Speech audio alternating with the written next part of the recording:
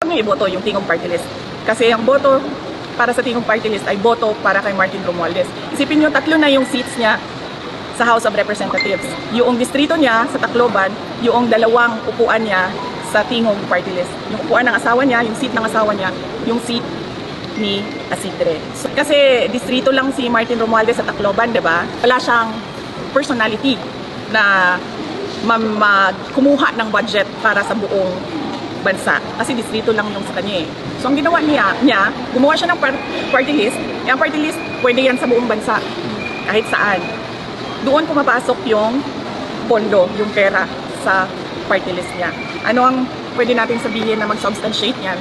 Tingnan natin yung natanggap na pera sa galing sa mga regional offices papunta doon sa Tingog Party List at magkano yun. So bakit ako sasagot sa tao na unang-una, todo ang paninira niya sa akin, todo ang gastos niya sa paninira sa akin. Pangalawa, ganyan siya kasakim sa pera at sa power.